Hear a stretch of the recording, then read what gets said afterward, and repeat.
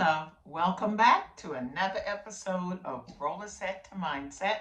I'm your host, Angela B. Fuller, master hairstylist turned certified transformation coach. Today, as always, we have a juicy topic set up for you.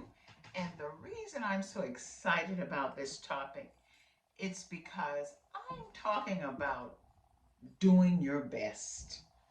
You know what I mean? Bringing to life what you have inside of you and being comfortable and okay with producing, taking action, producing, and you pronouncing it good. Okay? But before we dive in, of course, you know I have a pop question for you. And my pop question today is, what prevents you from doing your best? And as we go through this episode, as you're listening and engaging with it, I just want you to think about that. What keeps you from doing your best? I've been thinking a lot about that because there's so many ideas that I have going around floating in my head and my heart, and sometimes it feels like I don't have enough time. I don't allow myself the right amount of time to take those ideas and make it into a reality, into matter, you know? So let's talk about that a little bit today. First of all, I gave it some thought, and there are three things that came to mind when I thought about reasons that um, we don't necessarily put forth our best. And so the first of the reason is, I think sometimes we have a diluted definition or perception of what creation is. You know what I mean? I think sometimes we forget that we came here to create.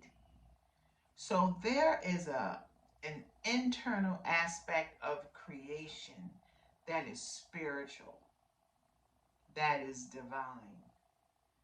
And I think when we just look at creation, when we just look at what is inside of us, what we are trying to give birth to, when we look at it as just a physical idea or a physical object or a physical manifestation, and we forget about the spiritual aspect of creation, I think sometimes it's put us in that place of not finding it important, not striving to do our best.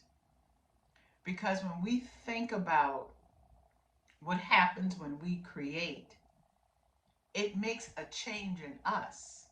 You know, creation causes us to be better. It causes us to think deeper, or at least it should cause us to want to be better, to think deeper, to look at the different angles that we can use to bring something from the invisible into the visible. And I think when we pay attention to all that goes into creation, you know, all our thoughts, of course, all our five senses go into it. You know, we have to first see it, then we in the end we feel it, but in between seeing it and visualizing it and actually bringing it to life where you can hold it in your hand, or say if it's a talk that you want to give, or even a podcast for that matter, you want to create, it's a process of going from your thought and then coming out of your mouth, because we go through a lot of chemical and physiological, emotional, and psychological changes when it comes to creation. So I think that we really need to start giving creation, our ability to create, more credit. Give it more time, give it more consideration, and take it seriously because it's a representation of us. It's a representation of our creativity. So not only does it change us, but it change our space. It changes the people around us, and it's a ripple effect when you create because you inspire others to do the same thing. And when all of us are in a place of inspiration, we make big changes in this world. And so the next time you feel like you have a thought in you, a hairstyle in you, a play in you, a book inside of you,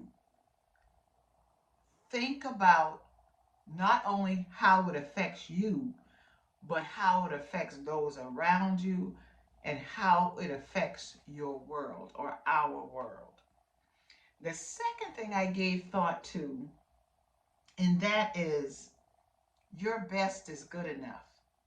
And see, a lot of us seem to think that when we talk about doing our best, we want we want 100%. But listen, 100% looks different based on where you are in your health. If you are in good health, you are going to turn out a different thing versus if your health is compromised. So your best, when I say your best is good enough, all of that is relative. Your best also is different depending on your mental state. If you are in a place of peace, if you are if your nervous system is regulated and even keel, if emotionally you are in a good place, your best is going to look different than if you were in a place, a mental state of challenge, a mental state of stress, a mental state of grief. So when I say your best is good enough, it's all relative based on where you are. Do you get that? And when we get that, we're not so quick to judge ourselves. We can be kinder to ourselves. We can be more patient and loving to ourselves. And we can recognize that what we produce out of us is worthy, even if it's not top notch by someone else's standard. When we say our best is good enough, understand that it also helps build a sense of self appreciation for what you create. It allows you to be your own good friend. It allows you to cheer yourself on when you are producing, even in your struggle. And I want you all to get that. Your best is good enough. And in order for you to embrace that, you've got to understand where you are on your journey. And if you are truly giving 100% of yourself, regardless of where you are on your journey, baby, I'm here to tell you that that best is more than good enough. And the third thing I believe that will help you continue to produce and give birth to your ideas, give birth to your creativity, is to understand that there are times when you've got to dust yourself off and try again.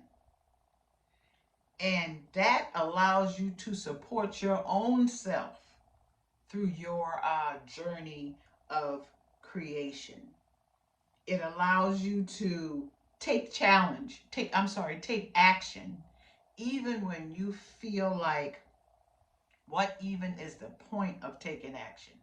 Because I don't care how much you think about a thing, I don't care how much you write down the thought or an idea, until you take action to turn that thing from a thought into a thing, a physical thing. then you're going to continuously criticize yourself. You're going to continuously not practice self compassion with yourself. How many times think about this for a second. How many times have you thought about an idea and it was a great idea? And part of the reason you saw it as a great idea is because you were feeling great internally. And then something happened to lower your mood, to put you in a solemn mood, to put you in a state where your nervous system was not regulated. Before you know it, you'll start to think that that thought or that idea of what you wanted to create, you begin to see it as less than, you begin to see it as having no value, and then guess what? You will not take action. So, what I'm saying is, there are times when you have got to dust yourself off and try again, and understand that that is the key that's going to help you produce even in your struggle.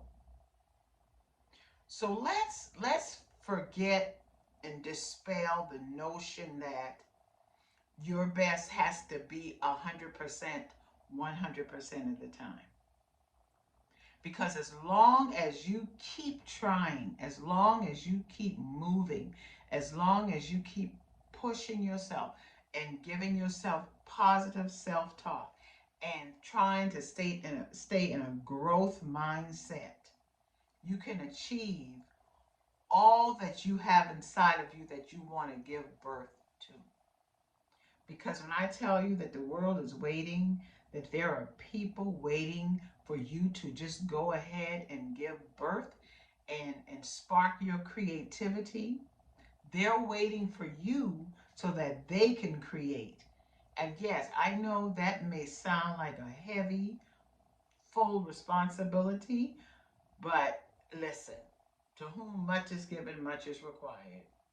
So I want to encourage you to keep on producing, keep on creating, keep on encouraging yourself to produce whatever is inside of you. Give birth to it, put it out into the world, and see how change is made. You got that? And if you got it, good. Now go out and do it. I'll talk with you soon. Okay? Bye.